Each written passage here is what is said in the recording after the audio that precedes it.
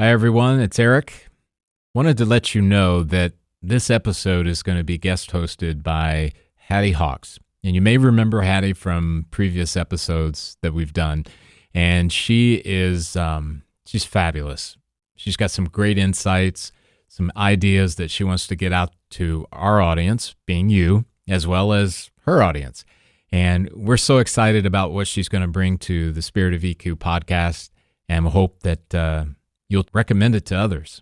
Hey, welcome to the show. Hattie Hawks here. Excited to have Dr. Ken Yeager back with us today. We are doing more of part 2 when we talk about trauma. For those of you who heard the last episode, for those of you who are just tuning in, I myself am a journalist, a trauma survivor. I am a mother of 2 children, and I am an advocate for those who have experienced complex trauma and an advocate for the learning of neuroscience and nervous system regulation. Okay. It is not a mainstream topic just yet. You are one of those experts who have lived and breathed it. You understand the importance that comes with knowing this important information because it's life-changing and it helps people who have struggled with their own lives to essentially live again.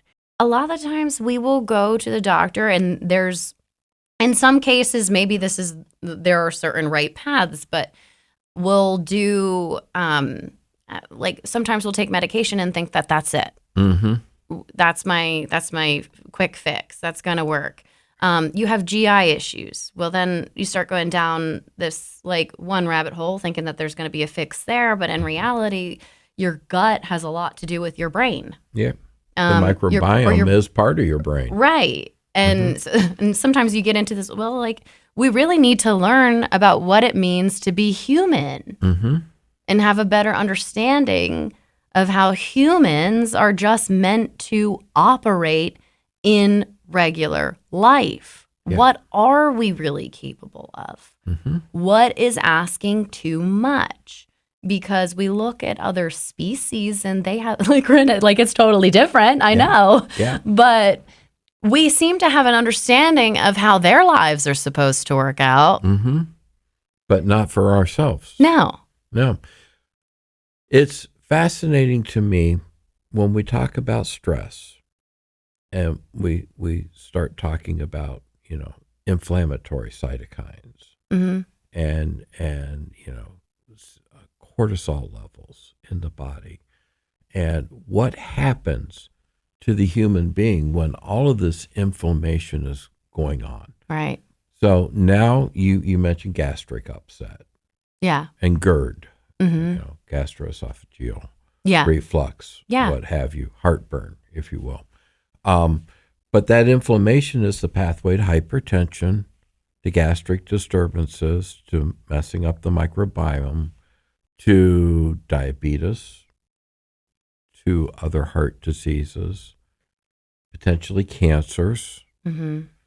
So when we think, don't tell me not to burn the candle at both ends, tell me where to get more wax. The issue is, you can add more wax, but the impact is going to be greater on your physical well-being. Right. You are going to go down the pathway, and people always talk about weight, and I'm carrying my weight in my gut, and that's inflammation. Okay. That's a direct result of inflammation. And the more the adipose tissue forms around the major organ systems, the less able those organ systems are able to function, and then that sends you down the pathway. And you've got renal failure, your kidneys don't function as well, your liver doesn't function as well, your heart doesn't function as well. When that doesn't function as well, your lungs don't function as well, and it becomes this cascade effect on your well-being. And if you were to explain how it does that, because I love to make it into a visual so that people can see how it physically happens, because I still think when we talk about emotional regulation, it's almost that we have a way of detaching from the conversation. It's easy to just be like, okay, whatever. I don't know why it's so easy, but I feel like today we're more in a position where even if we see it, we don't necessarily believe it. So I'm just going to try and paint a picture here. Okay. The way that I envision how our emotions impact our physical feelings and our bodies, like when it comes to pain and inflammation, just chronic illness, is just, okay, so you experience this stressful situation, and your body's flooded with all of the chemicals that or hormones, whatnot, that you spoke about. And when do you get to the point where those chemicals they're released, but then they're like trapped in your body to cause this? What is that process? Why does that happen? Does that have to do with fight or flight, where you suppress your system? It's absolutely tied to that. Okay. With most injuries, we have pain. Yeah. And pain says, don't do that anymore. Mm-hmm. Pain is your friend. But with the inflammation, with the inflammatory diseases, the pain doesn't come until the damage is done. Right. Right? So your warning sign is a little late. So the warning sign happens about 2 years too late. Okay. So this isn't the kind of thing that you can just say, I'm fine. I'm okay. No, you don't. You can't. There are many of the major organ systems that don't have any warning signs until it's gotten to the point now where you are in trouble. Mm-hmm. Heart being one of them. Yeah. Yeah. What are some of those signs? Because and I've read here and there where we store certain kinds of trauma or where we store certain emotions. Mm-hmm. They go to specific places in your body. Well, a lot of people, if you pay attention to your body, where do you keep your stress? Do you clench your jaw? Yes. Are your back of your neck muscles very tense? Your shoulders very tense? That would definitely, they've gotten better, but yes, it's definitely like, I would say that's where I would tense first. That's where you tensed first. Mm-hmm. And that's where most people tense first. Mm-hmm. So if you have bruxism, you grind your teeth at night. Okay. If your dentist says, we might want to get you a bite block because you're grinding on your teeth and you've actually, if you break a tooth, if you break one of your molars or you crack one of your molars because you're grinding your teeth at night, that's an early warning sign. That's a red flag. Okay. If you have muscle tension or neck aches on an ongoing basis, headaches Mm-hmm. on an ongoing basis, if you get rashes or your skin breaks out, that's an early warning sign that you are getting overloaded with stress. Mm-hmm. These are the things that begin to show up. And it's always amazing to me that, people say, well, I've got this illness and I can't fight genetics. It's like, yeah, I understand, but genetics are of opportunity. Mm-hmm. You put yourself in a position of being run down enough that the opportunity existed for this disease to emerge. You didn't put the right fuel in your body. You didn't eat the right foods because we're all hurrying so much. We're getting fast food. We're not eating the right food at the right time. We're drinking too much caffeine, not getting enough water, that these things begin to show up. And it's much, much better to catch the early warning signs.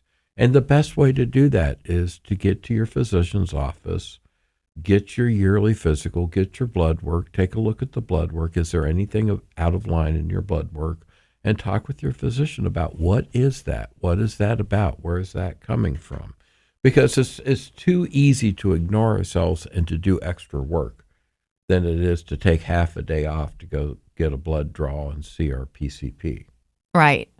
Or to go see our dentist, or to go get our eyes checked. But those are your warning signs. Those are your early warning signs. And then what about, because nutritional deficiencies has been something that I've recognized. Mm-hmm. And so, drop the water.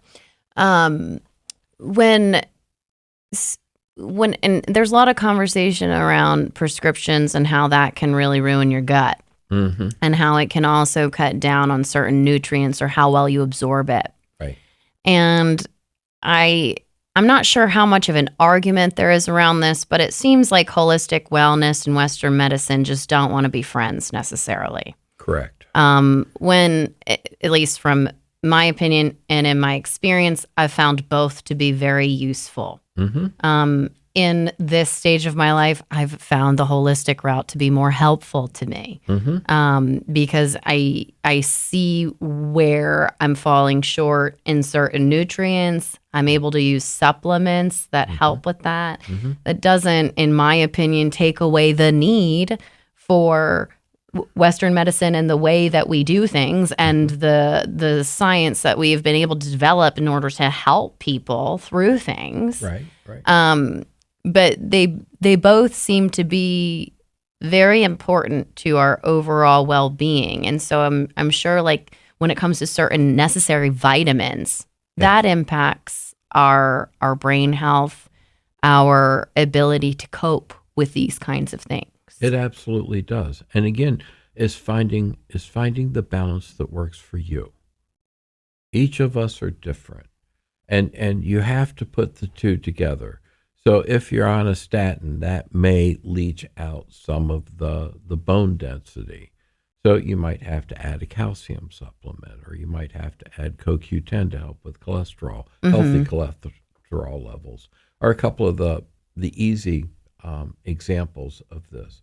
But it's finding the balance that works for you and understanding that, the two sides typically have issues, but if you can find somebody who understands that this is a priority to you,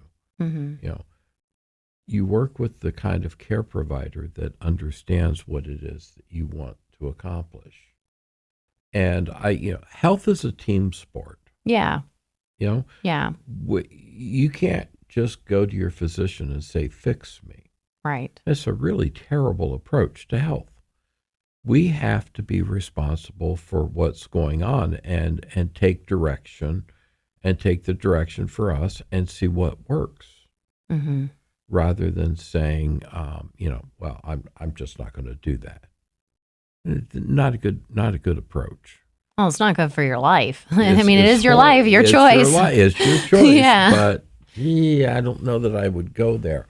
So you've got to really, really look at it as a team sport, and you've got to assemble your team, and you've got to work with your team to find the approach that works the best for you.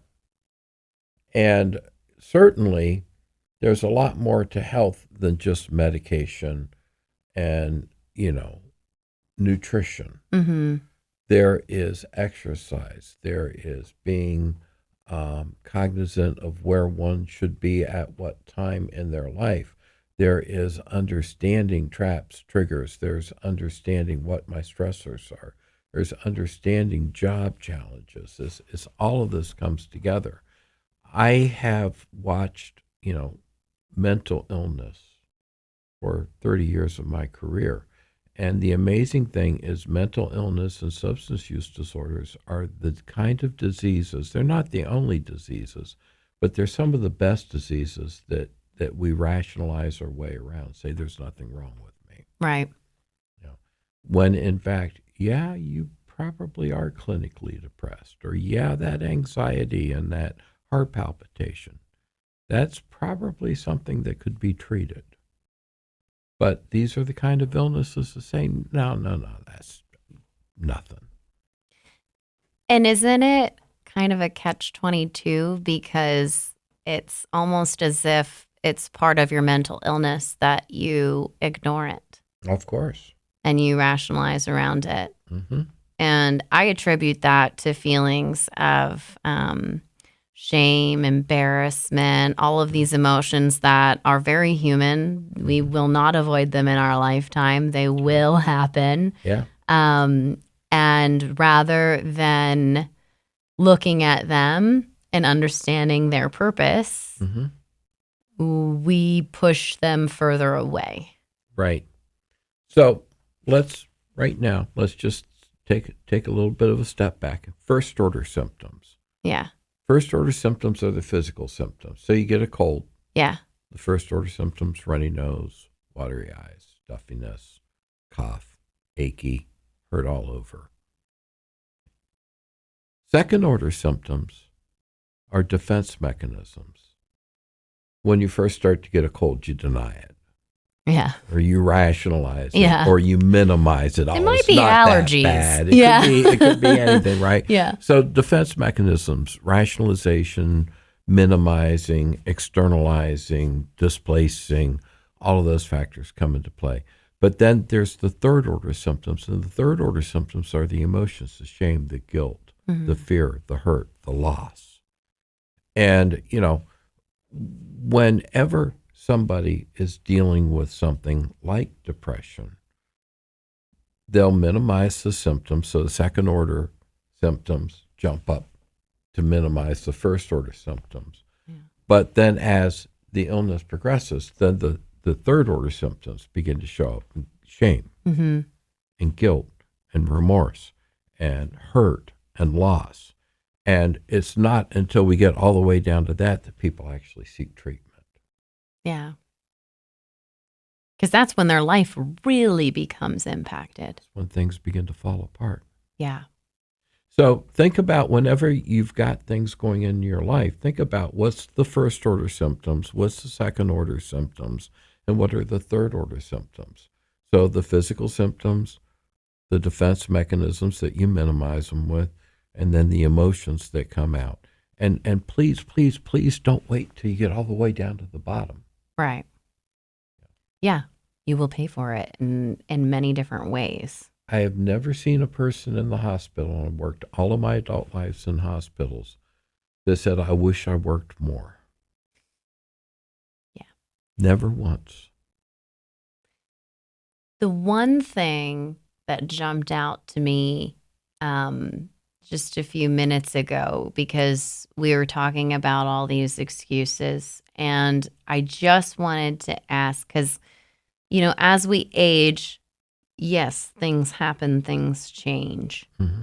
But where I'm just so curious about how trauma and emotional regulation play into the idea of, well, I'm just getting older. This is just getting older. Because you see memory loss, you see just cognitive slowdown. You're not as good at the things that you necessarily were. But then there are people who are aging, and that's not necessarily happening. Right. Well, each person has their own path. But certainly, trauma has an impact on mental acuity. And that's really what it's coming down to. And who knows what the environmental factors are that are leading to all of these to these neurodegenerative disorders that we're seeing so many more of than we'd seen before. But people who are always on edge, who are living with the stress, living with the trauma, are more susceptible to neurologic disorders. Mm-hmm. They're more susceptible to memory loss. They're more susceptible to failing executive functioning, because what you're talking about is executive functioning. Yes. And as we age, the frontal lobe of our brain begins to atrophy. And as that begins to atrophy, then we begin to lose memories about things. Mm-hmm. I don't know about you, but I spend a good third of my day walking around the house saying, where the hell is my cell phone? Yeah. I'm like, I swear I just had my keys. Where's my phone? Exactly. Yeah. Exactly. Yeah. Or wasn't I supposed to do something at 2:00? Yes. Those are the kind of things that they are normal. But what's really interesting is that, again, this isn't something that you see in yourself. This is something that other people are probably going to point out to you. Yeah. Or it's something that you're going to see after you miss something. And you start becoming aware and thinking, what else am I missing? What else is going on? What else is beginning to fall off the radar here? And so there are signs that show up, but certainly if you don't address the trauma, there will be a negative impact. If you don't address the stress, there will be a negative impact. And let's talk about that memory loss just within trauma, like how you identify if in fact that is pointed towards trauma. For me, I'm 35 years old, and there are certain I can pinpoint periods of time where I just don't remember it that well. So what's that about? Well, certainly we talked about the neurotransmitters, and you have inside of your brain these dendrites. They look like if you hold your fingers out and you've got them next to one another. Consider your arm being the axon in your brain. Okay. The hand leading down to the fingers being the dendrites, and the gap, if you put your hands out and keep them about 2 inches apart, being the synapses. Okay. Where the neurotransmitter comes down the axon into the dendrites, and then a neurotransmitter is fired and it carries a message across the synapse. And if you're in a hypervigilant state, the message comes down with a large charge of energy, and it gets to the dendrites and is fired off, and it arcs and it sparks up and down, and it's real violent, like an earthquake looks on a Richter scale. Okay. And sometimes it overshoots what it's supposed to go to. Okay. It doesn't connect to the other side, to the receptor site. So you've got the sending site and the receptor site. Sometimes if it comes at a high rate of speed, it doesn't connect with the receptor site. Okay. And when that happens, you don't remember. And when you're in high states of stress, when you're in hyper-vigilance, those neurotransmitters are firing at such a high rate that oftentimes the message doesn't get communicated. Or you've depleted so many of the neurotransmitters, and the message doesn't get transmitted because there's not enough to carry it across the synapse. And then, so if you do, like, say I was watching a video the other day and someone was talking about how they didn't have a lot of memories of their childhood, or if it's like a certain specific time. Yeah. Is that what's happening in those moments, or is that part of a protection thing of our brain, or simply like just what has physically happened to it? Where you would need to do whatever level of work it was in order to build up the stamina for it to fire correctly. So if you're under high levels of stress, and that could be as a child if you don't feel safe, that can certainly lead to memory not being connected. Okay. And if there's a period of your life that is missing, it certainly is worth exploring. Yeah. What was going on at that time? Why is it that I can't remember second grade? Was there something going on in the home? Was there something going on in the neighborhood? Was there something going on in the classroom that could keep you from understanding what was going on, or even remembering what was going on? And there have been lots of times that patients have said to me, I don't remember this year or that year or X number of years in my childhood. And then later they've come back and they've put it together. There was a trauma. And it could be anything from, relatives passing away to abuse, and everything in between. So it's important to understand that if you're under high levels of stress, if you're hypervigilant, if you're not functioning to your fullest emotionally, then memories are going to get lost. Executive functioning is not going to be online. Things are going to get missed. And most people just sit back and come to the realization that my life is falling apart. Yeah. And some just can't prevent it from happening anymore. No, they can't. And sometimes it gets to a point where you've got to have somebody help you to find a path out. Mm-hmm. Because it's too overwhelming. It's too big. And you're actually fighting an invisible monster and you don't know where to attack it. Yeah. And it still feels like that to me sometimes. It depends on the day.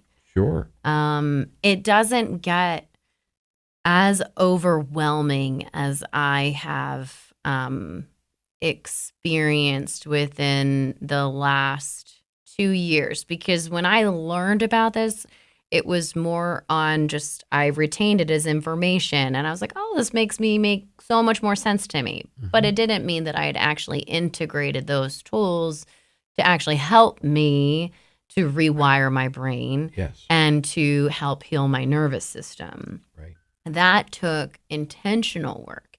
And I literally, in order to do it, because my personality, if I have a goal, I'm gonna reach it. But it's gotta be that goal where I'm like, no, I am determined I'm gonna do this. Yes. And so the last few years, my determination really centered around my nervous system, the rewiring of my brain, understanding my emotional health, and being able to communicate that to others. And so it's really been this inward process. But when you do that, you unravel to a degree. You do. And it's hard for people to understand, especially when you're me and I'm like, no, this is what I can focus on. It's this. And when I set out to do that, I knew it would be difficult, but I didn't understand how much of a full-time job it would feel like for me to do it. Yeah. And I don't want that to be something that prevents anybody from starting their own journey. I had to get creative, and to a degree, I did not know what I was doing. I didn't understand. I'm like, okay, so what am I going to do? Because I don't think the culture of the 9 to 5 is going to be something that I will be able to do. And in hindsight, definitely wouldn't have. Right. I also found out that I had chronic Lyme disease during the process, and that was a detour. Yeah, that was a detour for another day. I did not expect that to happen. But what I did was I started my own LLC. I'm like, okay, I'm going to do what I can do. And I am going to rely on help from others where I have not ever felt comfortable asking for help from others in the past. And part of it was on a hope and a prayer. I'm like, I understand that there's a level of experience here where I still very much can contribute in similar ways than I did in the past. Yeah. But the executive functioning that you talk about is one of those things that you grapple with because, like I said, you know that you have functioned in a certain way before. And so there's this desire to want to be able to do that and do all of the things at the same time. Yeah. And I've I kind of managed to skate by. I've seen where there are gaps in the system where there could be better support there for people who struggle with complex trauma because their brain is the thing that doesn't work. Right. And certain systems, there's lots of red tape. There are a lot of forms to fill out. So many hurdles. And, you don't expect that when you start it. So it is difficult, but I feel so much better. And I understand myself so much more. I'm more honest with myself, which feels better than anything before. Because I don't know if anyone's more dishonest with themselves than themselves. Yeah. Because self-abandonment is it's a hard thing to come back. You try to love yourself after abandoning yourself. Right. It's you can't do them back to back. You can't. No. It's a process. And so I send my love and my compassion and my courage to anyone who heard some of this and is now questioning, okay, all right, well, what are my next steps? because it's not easy. But as you mentioned before, there's a certain period of time that it takes to get to a point where you do actually feel better. And what was that, like a year and a half? About 18 to 24 months. 18 to 24 months. And if you can view it as, okay, I do know I just went through a really stressful experience. And then you think about, okay, well, when's that probably going to come back to bite me? Because it's going to. Yeah. And you have to be conscious of it. So let me map out that 18 to 24 please do. months. So there's the crash. Yes. And the crash is 7 to 10 to 15 days. Okay. And during that crash, you realize all your best plans, all your best thoughts landed you exactly where you are. Mm-hmm. So you realize you have to get help. Mm-hmm. And so you start reaching out for help. And when you become vulnerable and ask for help, it's really hard because you don't know who to trust. 100%. It is Right? hard to trust. It's so hard to trust, and you don't know who to trust. Mm-hmm. But when you do finally get to the point where you can reach out and you do begin to trust, then it's almost like a honeymoon phase where the weight feels like it's lifted off of your shoulders. Yeah. And the cavalry's coming and they're going to save me. And this is going to be a wonderful thing. And that lasts for about 45 to 120 days. Okay. And then 120 days to about 180 days, the neurotransmitters crash again. So during the honeymoon phase, you get the relief and you start to eat better and you start to sleep better, and the neurotransmitters begin to replenish themselves. And then at about 120 days to 180 days, the realization that, wait a minute, this isn't going to be a quick fix. And I'm going to have to focus like you focused. Mm-hmm. And as you so aptly noted, when you begin to focus, things begin to unravel. Yeah, that's the hard part. And the longer that you're in a recovery process, the more honest people are with you about how your interactions have been, mm-hmm. which sometimes can be difficult and hurtful. Mm-hmm. So that 120 to 180 is a very difficult time. And that's the time where there's a potential to fall off a cliff because people, they turn to substances to relax themselves. They mm-hmm. turn to older behaviors like, finding a different relationship to feel better about mm-hmm. yourself instead of focusing on the only relationship right. that matters, which is the one that you have with yourself. Mm-hmm. So that 120 to 180 days is a really up and down period of time where it's just like a little headway and then a little backslide, and a little headway and a little backslide. But if you track it over time, there's always progression. Around 180 to the year point, somewhere in there, so the 6 month to the 1 year point, comes the realization of, what am I going to be when I grow up? Yeah. It's so funny. Like, I didn't realize that there was such a roadmap. I knew there was a forming one, but being able to break it down into days is huge. And as I'm thinking about it, I'm like, all of this this tracks. All of it. Yeah. Yeah. It is how it goes. It is how it goes. The science and the human body are mathematical.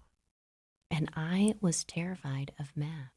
Oh. Fascinating, yeah. I don't know if I was terrified. I just hated it. Yeah. I was like, math is not something that comes easily or intuitively. Well, my son is a genius with math, which is, I'm like, I don't know how this happened, but it just depends, right? Intuitively, some are going to be advanced, and then there's lots of other reasons why people may struggle with numbers and math. Yeah. Yeah. So the what am I going to be when I grow up is the opportunity. Because I will say that it's never too late to have a happy childhood. You can be what you can dream if you're willing to work for it. Yeah. Yeah. I remember hearing so many times, you can be whatever you want to be. Well, yeah, but you got to have the resources to get there. Mm-hmm. Well, that's absolutely true. You can be whatever you want to be, as long as you're willing to do the work to get to that point. And that is work, and it requires being vulnerable, and it requires continuing to rely on that help, and it requires continuing to be self-vulnerable and to work on the relationship with yourself.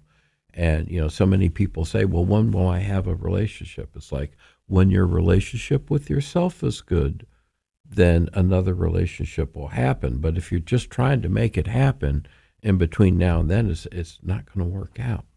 Well, and you attract what you are. Unfortunately, there's nothing truer. And sometimes then, so once you get into that not good relationship, or you just find yourself struggling over and over again, it's not meant to be a slight towards you. It's more of just an understanding of, okay, well, remember, this is a whole mirroring situation. Exactly. You're getting back what you're putting out. Right. And it's unfortunately, that's just the laws of physics, is that you can't fight it. I'll tell you what, I have never, I did not take physics. And when during this process, I'm like, has anyone else taken physics? What's happening in schools now? Are we paying attention to it? Because I really think it's valuable information. And it literally has a lot to do.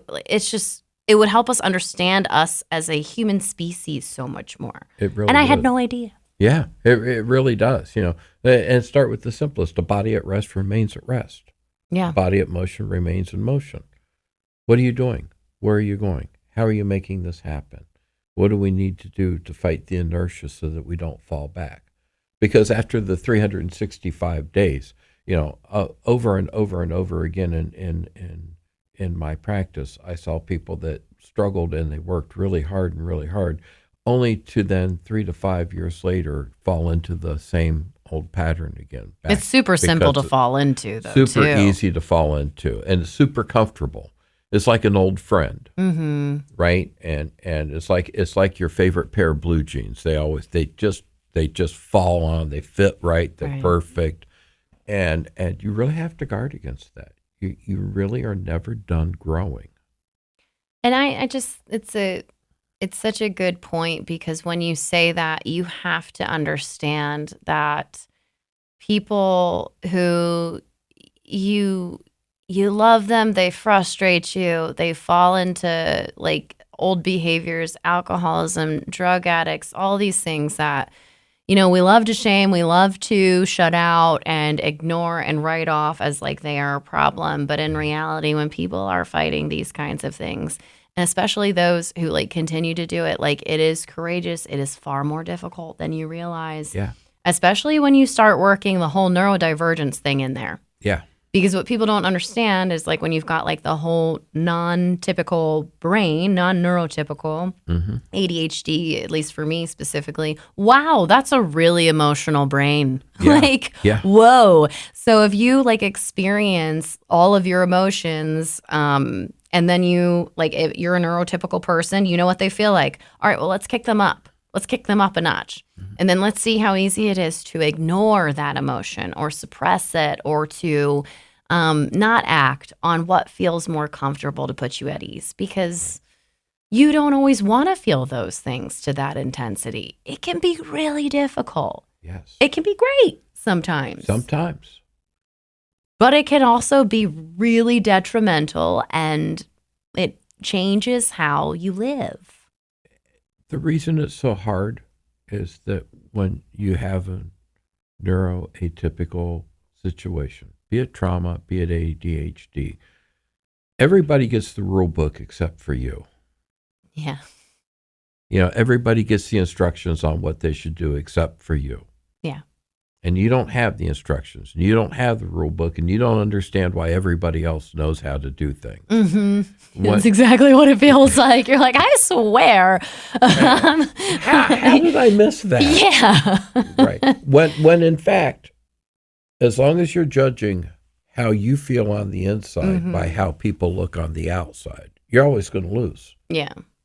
And again, we live in a social media world where nobody's posting online the horrible things they're dealing with. They're posting the beautiful things. Right. It's a highlight reel. Yeah. And it's so hard. It is so hard. This, like, all of this information is so important. I hope that if anyone has any questions, that you at least can start looking for, your local therapist. You reach for some of these books that we talked about. The Body Keeps the Score. If you don't want to see a highlight reel, you can go to Hattie Hawks on TV, on Facebook. You will see more of the real, because I want people to know that there's no reason to be ashamed of these difficulties. You are empowered when you learn more about it and when you understand, and when you know that there's somebody out there. The both of us are out here. We understand you, we hear you, we love you, and we are sending you only the best vibes and prayers and all the good things that we can muster. So get that information. Know that you are not alone. There's a lot of hope on the horizon. And there are like-minded individuals who are going to be there for you. So Dr. Yeager, thank you so much once again. Thank you. It's always a pleasure. All right. Take care. Love each other.